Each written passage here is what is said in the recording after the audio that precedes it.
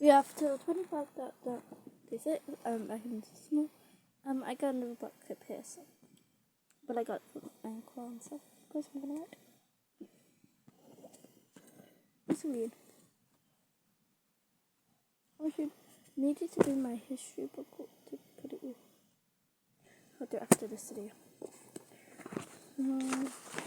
We're on chapter 2. Chapter 2 to open on.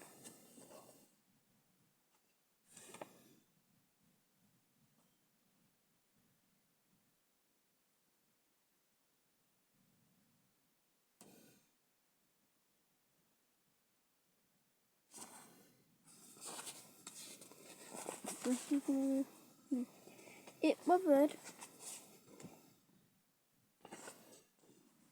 on an insect. I didn't know. Then there was a heart-rending crash, and the candy-coloured cart, their pride, and their drive, lay on its side in the ditch, an even wreck.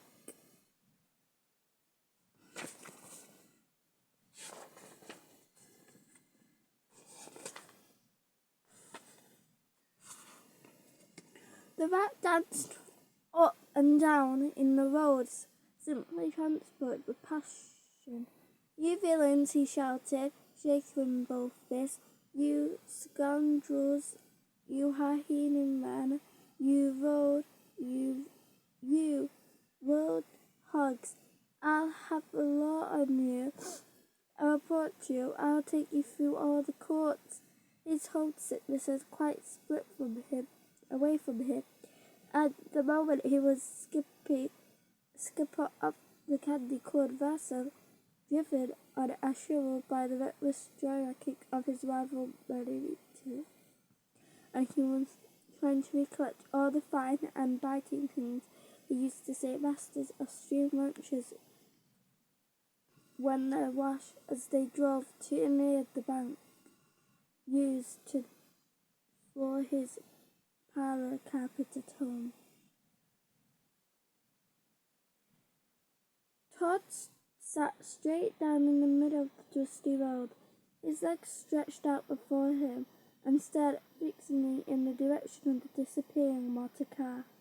He breathed short, his face wore a perplexed, satisfied expression, and an introvert he faintly muttered, "Poop, poop." The boy was busy trying to quiet the horse, which he succeeded in doing after a time. Then he went to look at the cart on its side in the ditch. It was indeed a sorry sight. Panels and windows smashed, axe and hook and bent, one wheel off, side and time scratched over the wide road, and the bird in the bird cage sobbing pithily and calling to be let out. The rat came to help him, but the unusual efforts were not significant to the white cat. "Hey, Toad," they cried, "come and bear hand, can't you?" The Toad never answered a word or budged from his seat in the road, so they went to see what was the matter with him. They found him in some sort of trance, a happy smile on his face. His eyes were fixed on the dusty wake of the destroyer. At intervals he was still heard to mutter, "Poop, poop." The rat shook him by the shoulder. "Are you coming to help us, Toad?" he demanded specifically. "Gracious, strange sight," muttered Toad, never offering to move. "The poetry of motion, the real way to travel, the only way to travel, here today, and next week, tomorrow, villages skip, towns and cities jump, always someone else's horizon, all bliss, oh my. Oh, stop being an ass, Toad," cried the mole despairingly.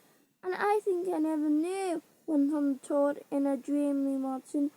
All those wasted years that lie behind me, I never knew, never even dreamt. But now that I know, now I fully realize, oh, what forever trickle eyes spread before me.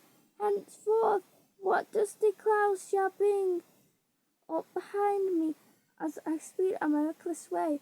What carts I shall find cursedly into the ditch in the wake of my maleficent onset. Horrid little carts, common carts, coloured carts. I don't understand wording.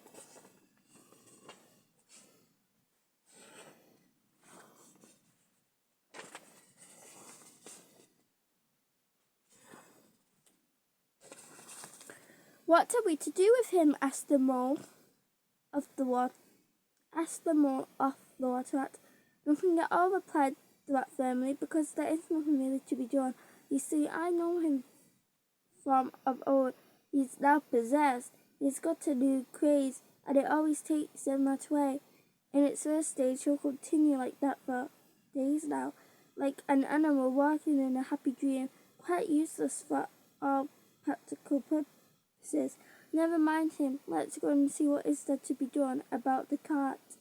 A careful inspection showed them that even if they succeeded in righting it by themselves, the cart would travel no longer. The axles were in hopeless state, and the missing wheel was shattered into pieces. The rat knocked the horse's reins over his back and took him by the head, carrying the bird cage and its hysterical occupant in the other hand. Come on, he said gruffly to the mole. It's 5 or 6 miles to the nearest town, and shall we just walk it? The sooner we make a start. But what about Toad? Asked the mole anxiously as they set off. We can't leave him there, sitting in the middle of the road by himself.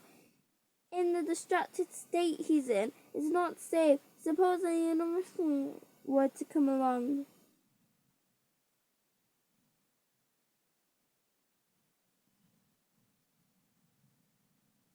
Oh, brother Toad, said the rat savagely, I've done with him.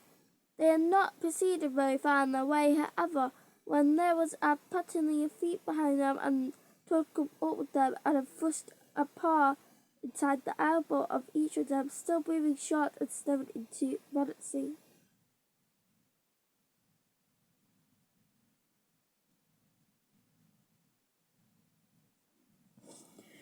Now look here, Toad, said the rat sharply. As soon as we get to town, you'll have to go straight to the police station and see if they know anything about the motor car and who it belongs to, and a lodge complaint against it. And then you'll have to go to the blacksmith's or a wheel winch and arrange for the cat to be fetched and lengthened and put to its rights.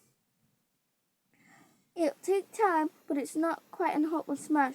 Meanwhile, the mole and I will go to an inn and find comfortable rooms where we can stay till the cat's ready and till your nerves have recovered from their shock.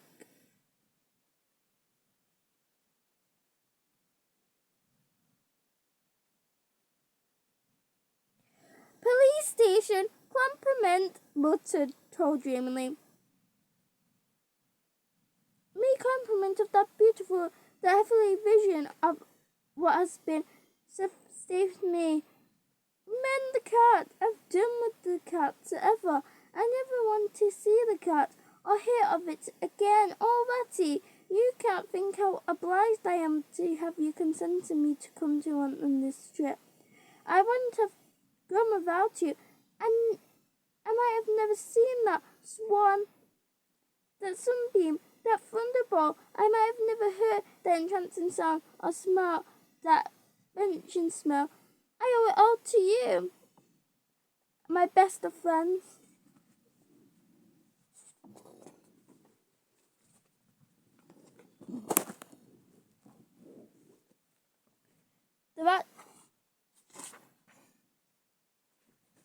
The rat turned from him in despair.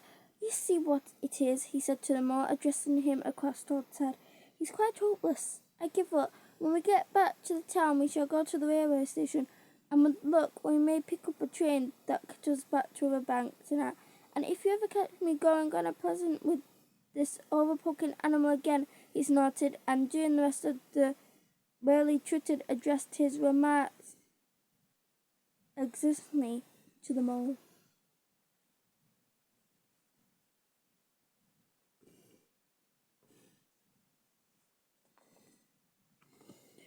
On reaching the town, they went straight to the station and disposed Toad in the second-class waiting room, giving a proper 2 hands to keep a strict eye on him.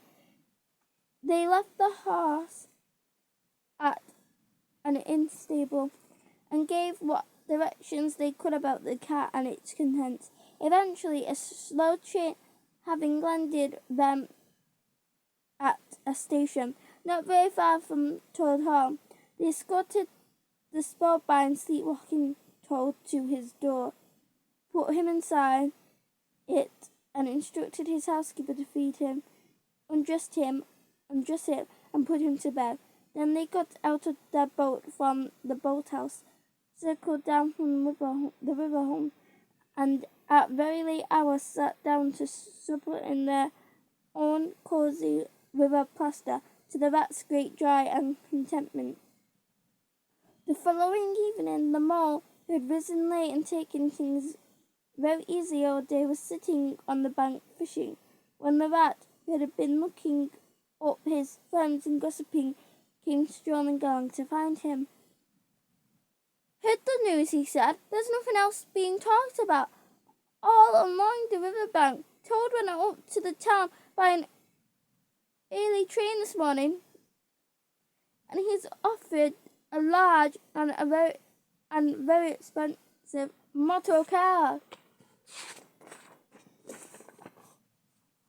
That's it for chapter 2.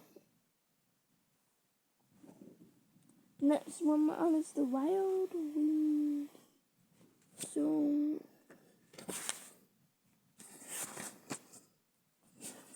So page 32 to